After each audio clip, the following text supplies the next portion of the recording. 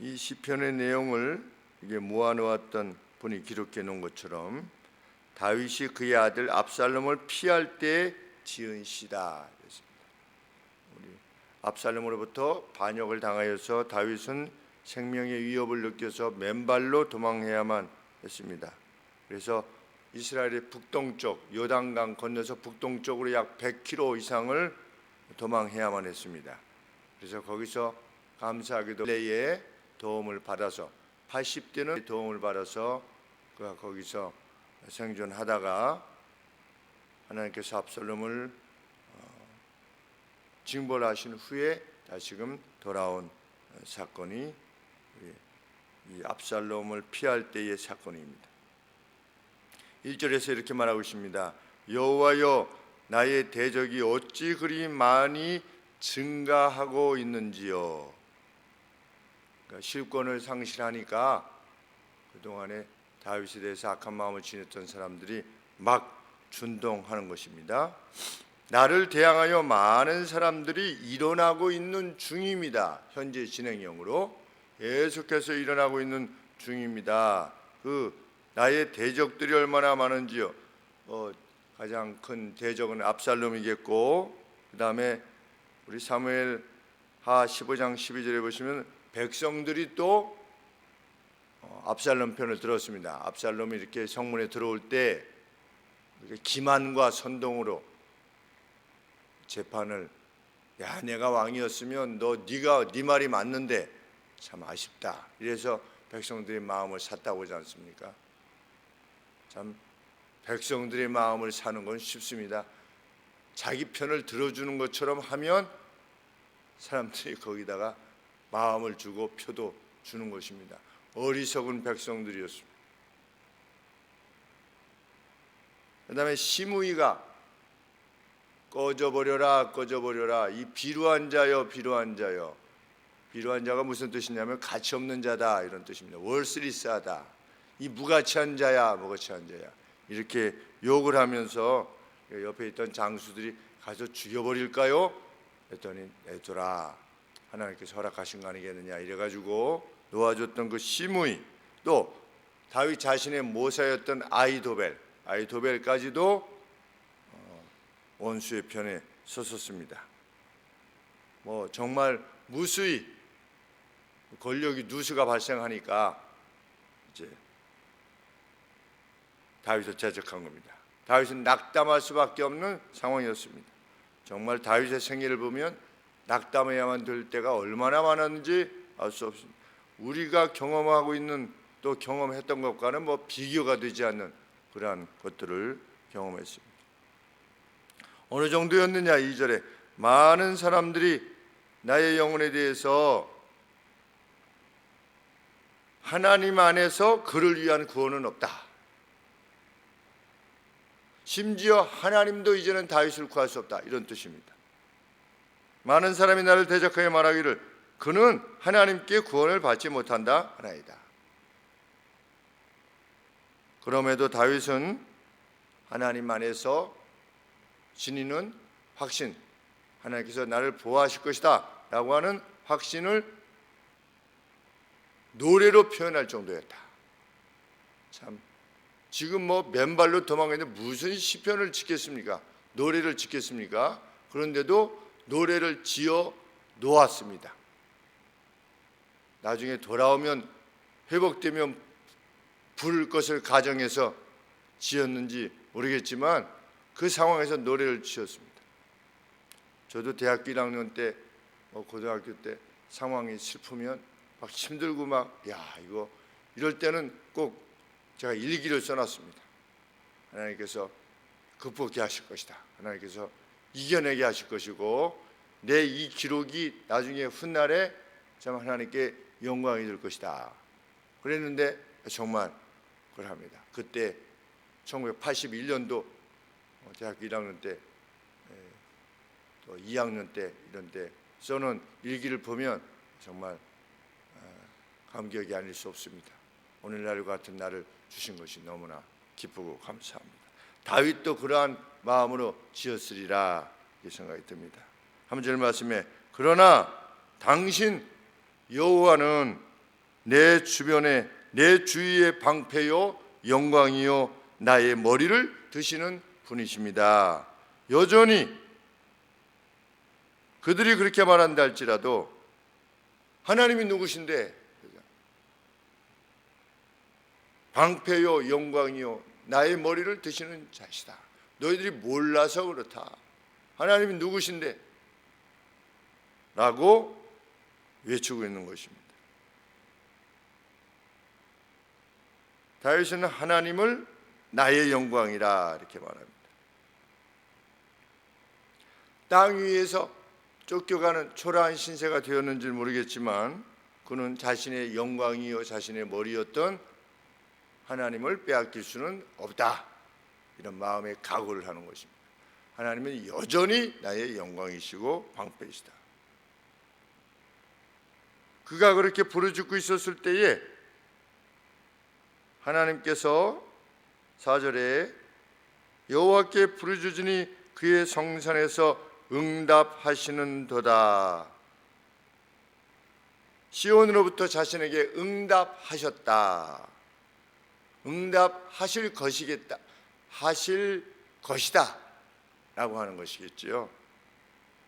우리 히브리 문법에는 하는 것이 너무나 분명하면 그것을 과거 용법으로 사용하는데 사용하셨다 이렇게 answered 이렇게 되어 있습니다. 응답하셨다, 응답하실 거라는 거죠. 자신의 기도를 들으실 거다 이렇게 확신한 겁니다. 멀리 100km나 떨어져 있지만 아직 성전이 지어지지 않고 그 법궤, 다윗성의 법궤가 들어왔는데 하나님의 성소로부터 성산에서 응답하시는도다. 그래서 자신은 이 확신으로 인해서 어땠다? 눕기도 하고 자기도 했다. 누워 자고 깨었다. 그냥 일상의 삶을 또 살았다. 위협이 있으면 못 자지 않습니까? 두려움이 있으면 잠이 안 옵니다. 우울증 걸리고 이렇게 되는데 다윗은 이 확신으로 그냥 평상시 같이 눕기도 하고 자기도 하고 또 깨기도 하고 나는 이랬다. 평안이 내게 미쳤다. 평안은 여전히 내 것이다. 믿음이란 무엇이냐? 하나님께 전적으로 맡긴 뒤에 먹고 자고 쉬고 일하는 겁니다. 천만이 둘러치고 해도 사방에서 여기도 날 죽이려 하고 저기도 날 죽이려고 해도 믿음의 사람은 천만인이 둘러싸도 개의치 않고 행하는 것입니다. 7절 말씀에 여호와를 부릅니다. 일어나십시오 오 여호와여 어라이즈. 일어나십시오. 하나님 일어나 주십시오. 우리 광야에서 법궤가 떠날 때 모세가 이렇게 외쳤습니다. 일어나소서 여호와여 이랬습니다. 당신의 원수들이 흩어지게 하소서. 당신을 미워하는 이들이 당신 앞에서 도망하게 하소서. 민수기 10장 35절에서 법궤가 일어날 때, 움직일 때, 떠날 때, 법궤가 나아갈 때 일어나소서 여호와여. 하나님께서 함께 하신다고 하는 표징이 아니겠습니까? 그럴 때 썼던 그 용어를 그대로 쓰는 겁니다. 일어나십시오 오 여호와여. 어디 계신데? 하늘 보좌 위에 계신데 법궤는 다윗성에 있게 되고 무수한 원수들에 의해서 둘러싸움을 당한다 할지라도 여호와께서는 여전히 일어나서 일하실 수 있으신 신이시다. 여호와께 맡기고 승리를 확신한 것입니다.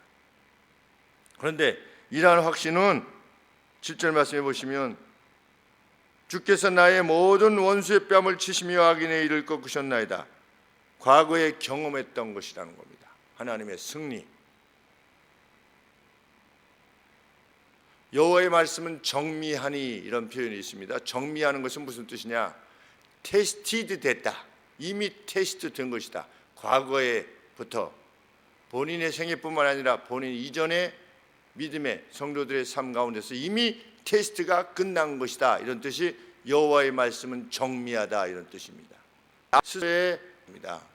그냥 믿어보는 그게 아니라 과거로부터 이것은 이미 테스트가 끝난 것이다.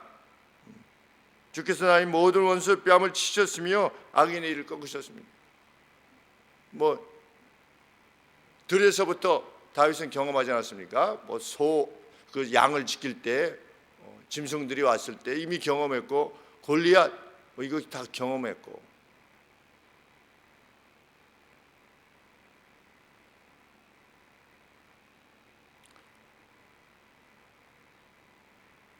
하나님 일어나소서 했는데 아히도벨이 조언을 하지 않았습니까? 압살롬에게. 지금 피곤할 때 뒤를 쫓아가서 죽여야 됩니다. 다윗을. 힘을 얻으면 안 됩니다. 다윗은 용사입니다. 당신의 아버지는 용사이니 지금 피곤할 때 빨리 쫓아가서 죽여야 됩니다. 이랬더니 그 아히도벨의 묘략을 하나님이 막으셨다. 이렇게 됐습니다. 인간적으로 딱 하려고 하는 것을 하나님께서 막으셨다. 과연 하나님이 일어나신 겁니다. 하나님이 그때 일하시지 않으면 우리나라도 우리 6.25 때 3일 만에 서울을 장악하고 서울에서 3일 동안을 멈췄습니다. 진격을 안 하고. 왜 그랬는지 그게 미스테리랍니다. 시간이 더 이상 진격을 하지 않은 겁니다. 아래쪽으로. 누가 그렇게 하셨냐? 모릅니다. 우리는 하나님께서 우리에게 신앙적 자유를 주시기 위해서 누가 내려왔습니까? 북한에서 하나님을 섬기던 사람들은 다 내려왔습니다. 저희 아버지께서도 그때 신앙의 자유,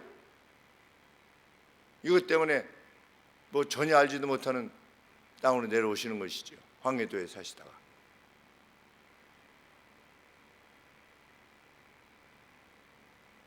소련의 대사가 거부권을 왜 행사하지 못했는가? 그것도 만약에 거기서 소련 대사가 와가지고서 거부권을 행사했다면 우리는 지금 공산치하에 살 겁니다. 북한의 공산치하에.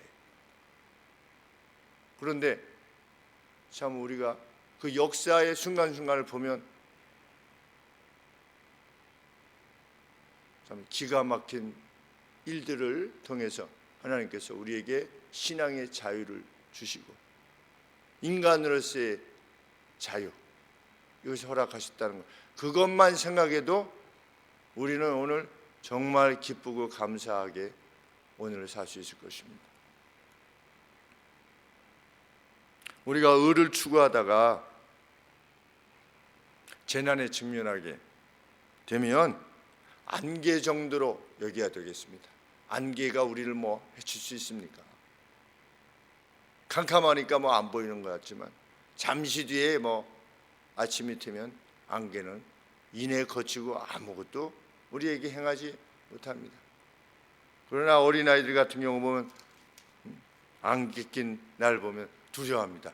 사방이 잘 안 보이니까. 그런데 하나님께서는